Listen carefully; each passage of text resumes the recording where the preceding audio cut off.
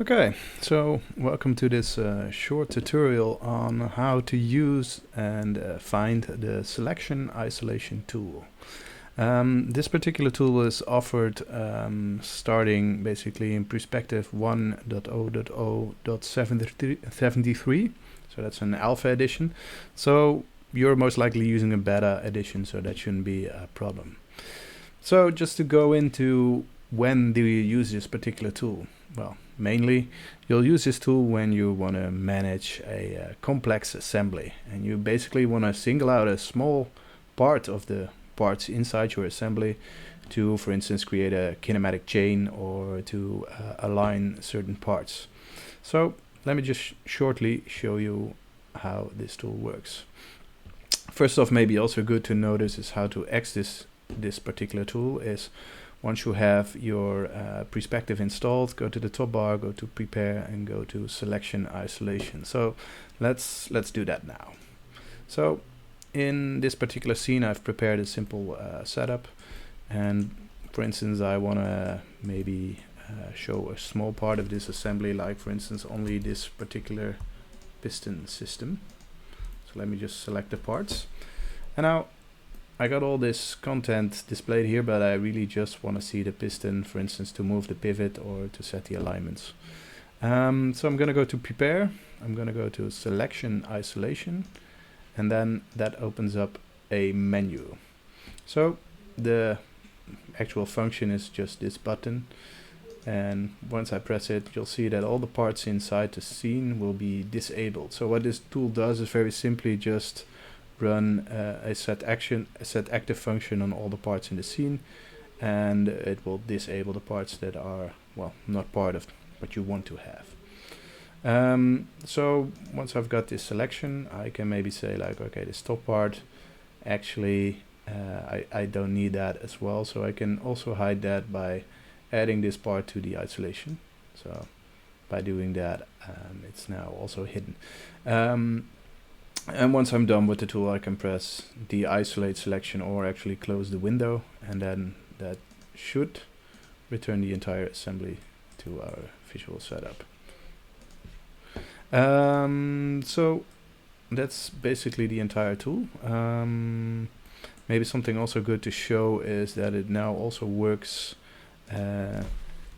when running it outside or inside play mode. So I'm just gonna isolate this particular selection.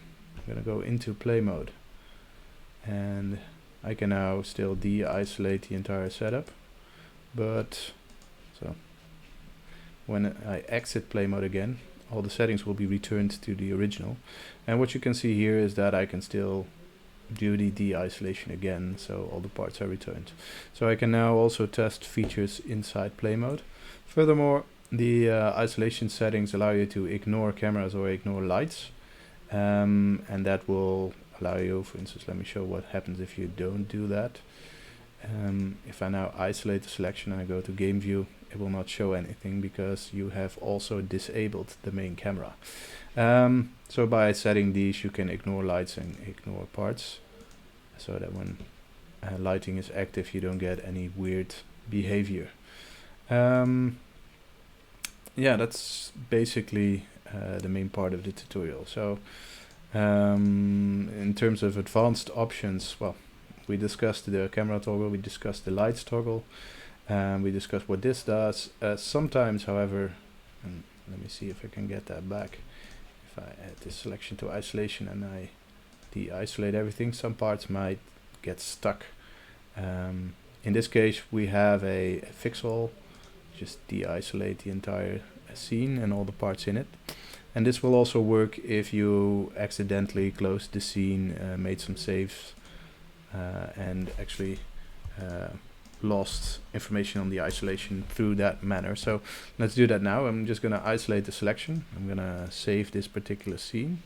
Now I'm going to go into a new scene, and if I haven't done anything in this scene yet, it shouldn't lead to problems. So if I go back to the previous scene, let's see, this scene, I should now still be able to do a de-isolation. So that's okay. But if I were to do the same thing. Isolate the selection. Go into a different scene. Maybe de-isolate here.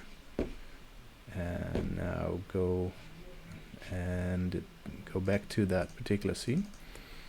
You'll have lost any isolation settings. So to get our stuff back, we just de-isolate all the parts, and you can just continue your workflow.